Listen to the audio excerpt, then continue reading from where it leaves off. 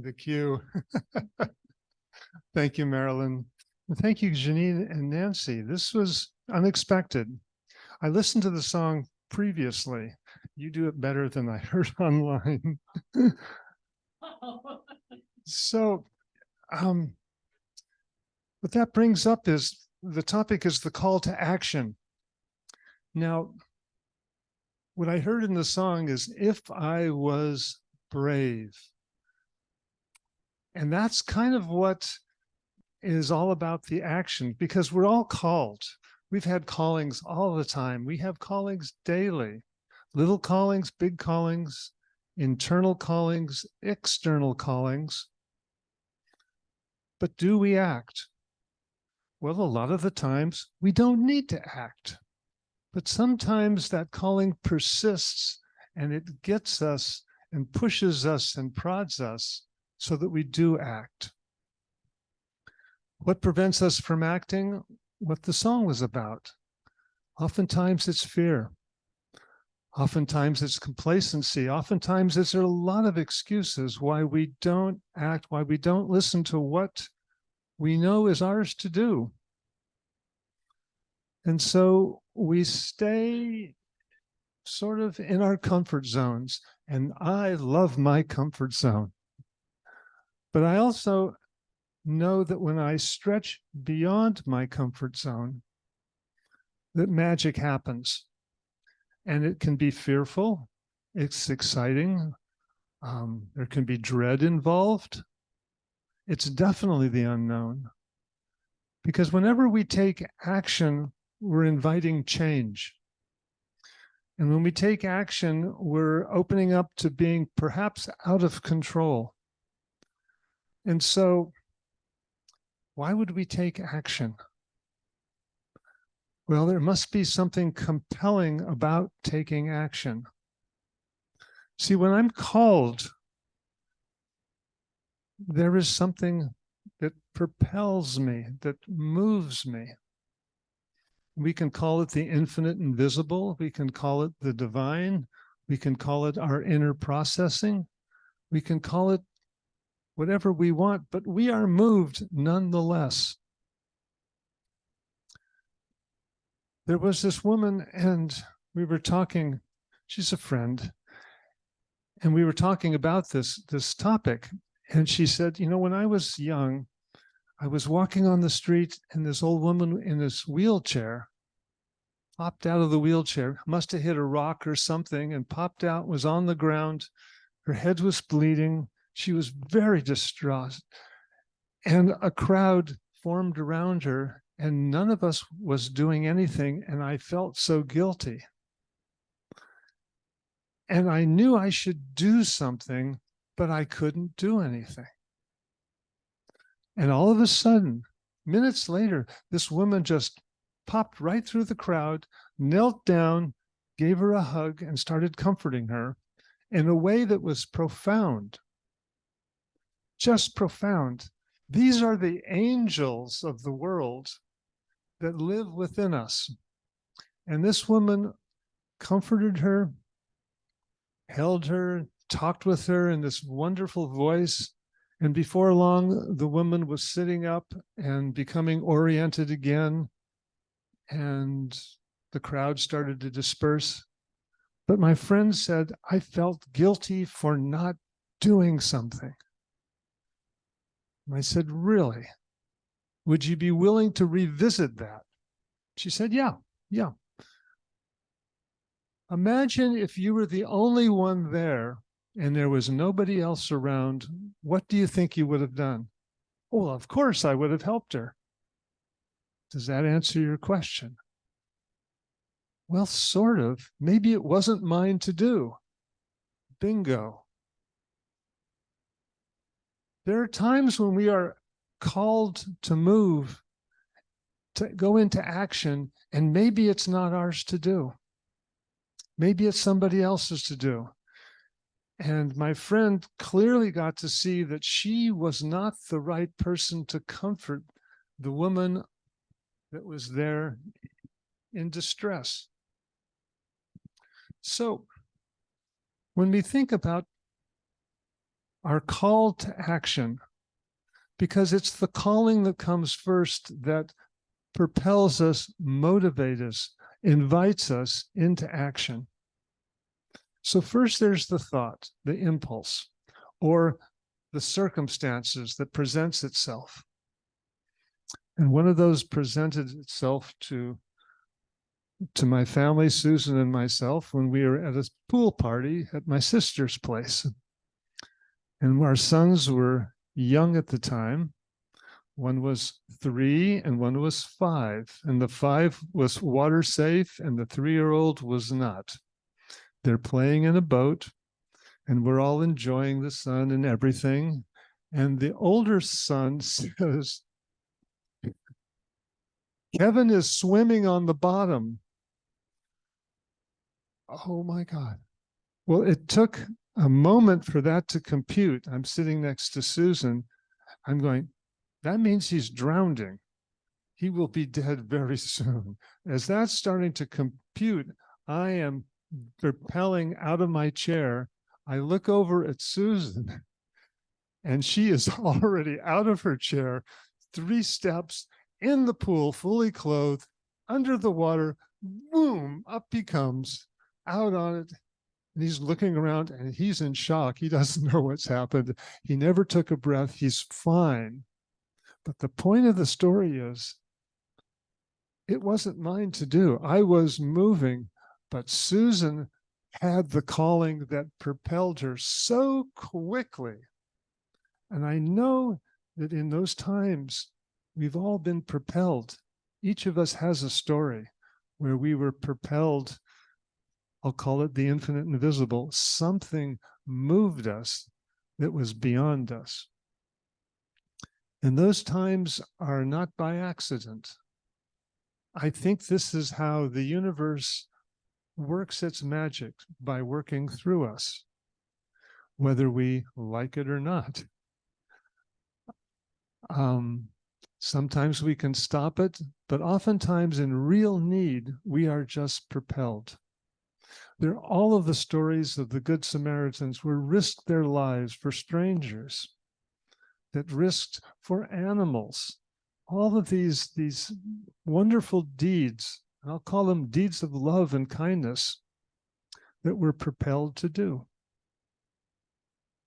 So when we say that this is a loving universe, I would say no animals, nobody would survive without the love of parents, without the love of so much.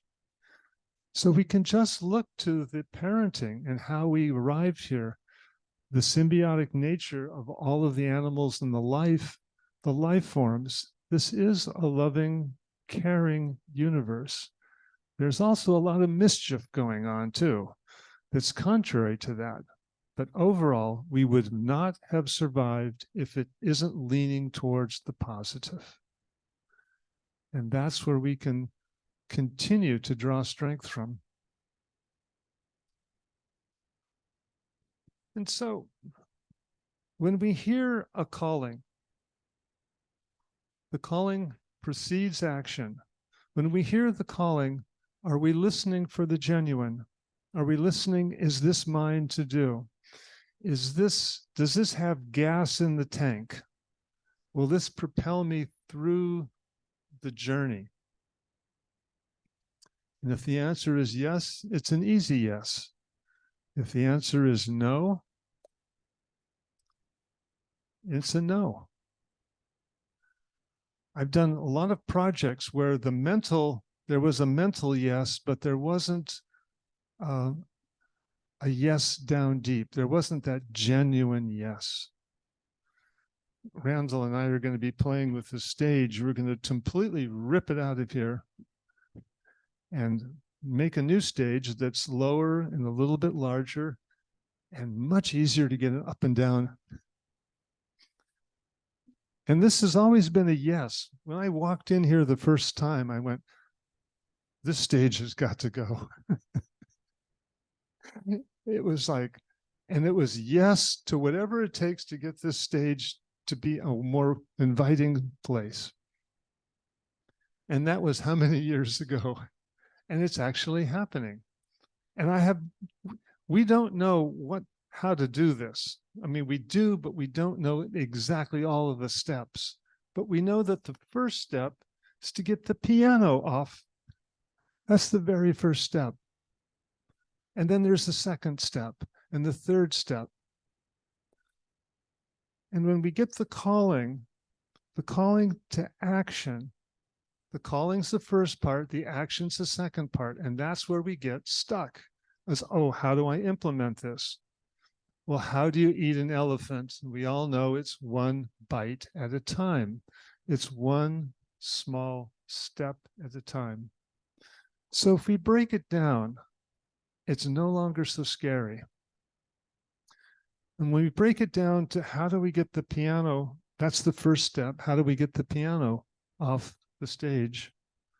What's the second? The second step is, well, we need muscle. Apparently that's what we need. And so that's the second step. What's the third step? We need to invite husky muscle in to help move it. And as you can see, it's step after step after step. And I know and I can trust that that piano will be moved. So I've got 3 points I want to hammer in here today. And these are actually points that I live by. And they're very simple. And the first one is trust the journey, trust the process.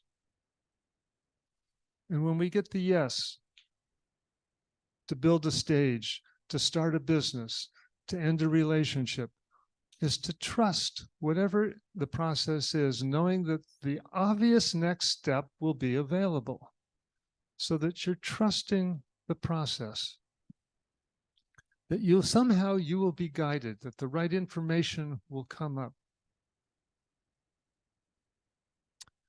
And that leads into the second piece. And the second piece is that you will find your way as you trust and allow things to move forward. You will find your way. That obvious next step will appear. And that's where the listening comes in. Simply listening and seeing what is the next step. It might not be obvious, but it will appear. And the third piece is you always get second chances. So don't let the idea of making a mistake stop you. It doesn't stop me because I know I get a second chance. If I cut the board too short, I get another board, or I splice it. There's lots of different ways of doing things. But the idea is that we get second chances again and again and again, and we wouldn't be together in a relationship if we didn't get second chances. So we just know that we get second chances. So those 3 pieces again. You trust the journey or the process. You know that you will find your way. That's the trust. And the third is that you will get second chances and third chances and fourth chances. So when we saw a couple of pieces. We saw the piece, the turbocharged action with Susan as she bolted into the pool. We saw sort of a gentle action of a circumstance where a lady fell on the ground. And what is ours to do? There's another type of calling or action that comes when something, I call it maybe the spiritual calling. And that spiritual calling has called every one of us and continues to call us. Some days it's louder than others. Some days, no. But it's always there in the background. And that calling is subtle, but it's persistent. And if I think about that calling, something ignited in me when Ram Dass spoke at my college back in 1967. And something there ignited, and it started a journey. And I had no idea where this journey was going to lead, and didn't really care until it kind of got rough. And when it gets rough is when you're called in a direction that's contrary to maybe what's happening in your family or in your friends, or you might be criticized for your beliefs. How do you stay true to the genuine as you move through, as you walk, as you discover, as you stumble? And that's an important piece. Is there gas in the tank to continue to move as you move through life? Well, for me, it was the journey there. And what that did is that opened up the S training, which opened up a whole nother avenue of exploring, which opened up the idea of, well, if I really want to do counseling, I am not going to go to school. I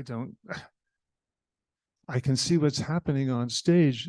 Miracles are happening by knowing what the right questions are to ask. People find out their own answers. I want to be that.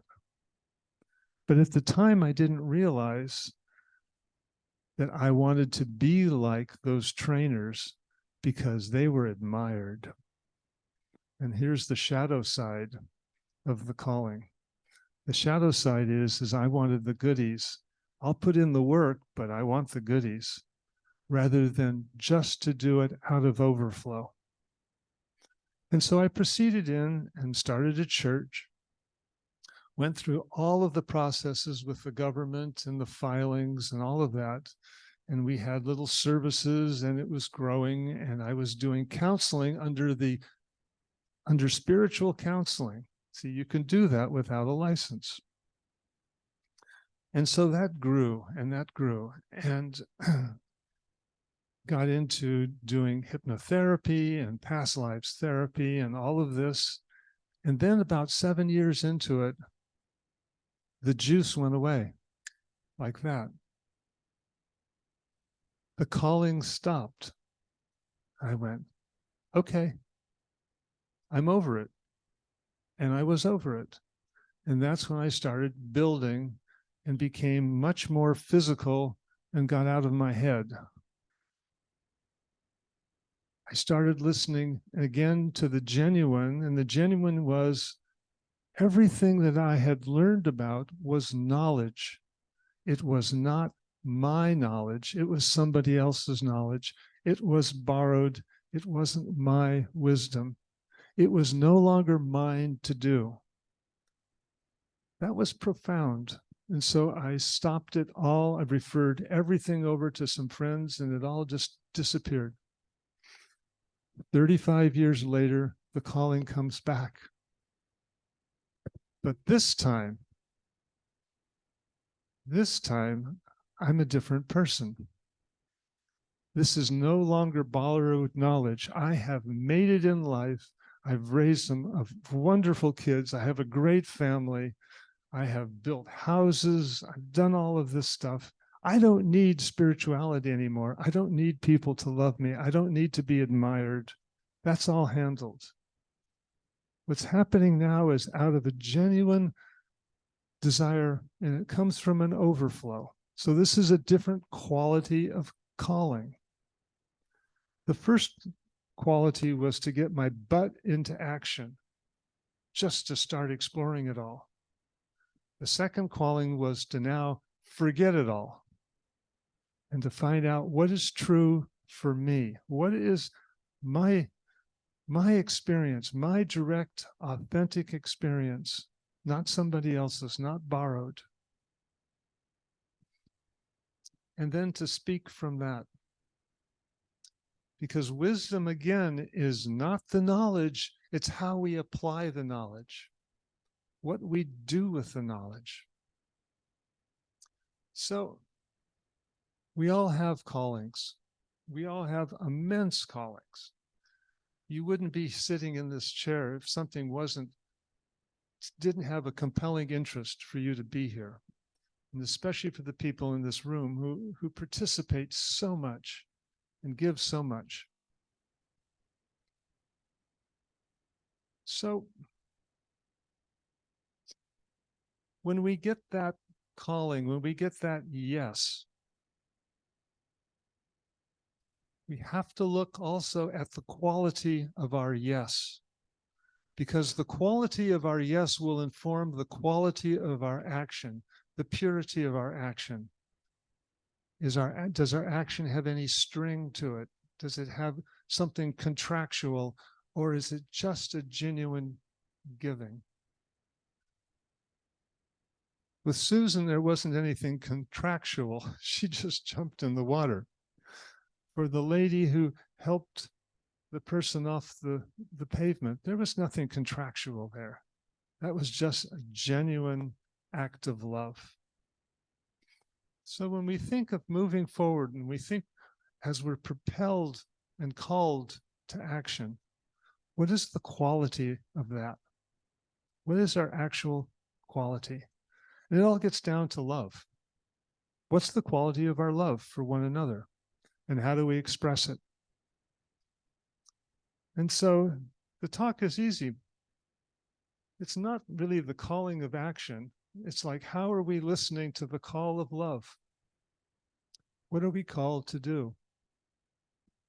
And how do we want to express that in the world?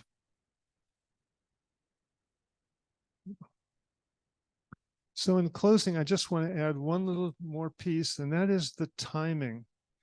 And that goes back to my last story about myself, that my timing, the intentions were good. And I started out maybe with the wrong intentions, but I was still moving. But the timing to actually speak and to teach was way off. I was way green. It took another 35 years of maturity to really let it sink in, so that I'm speaking from a place of experience. And so we listen to the genuine, we listen for the calling, and we let love be the fertilizer that makes it all happen, that makes the journey worth the candle. It makes the journey worth the candle. And so with that, let's go into prayer. As we simply take a breath together in gratitude for being together, for the gratitude of each time coming together to experience each other fresh and anew. And each time we come together, we have an opportunity to express love, to listen to the impulse that wants to connect, that wants to share, that wants to be a part, that wants to be included. All of this is that giving and taking and the flow of love. And so we embrace that as we remember that we can trust the journey. We know that every step will be illuminated, that we will get second and third chances, that life is actually safe. And we embrace that, and we hold it dearly in our hearts as we simply say thank you. Thank you for this life, this mystery as it unfolds. So for this and the more, I am grateful as we release this prayer together by saying, and so it is.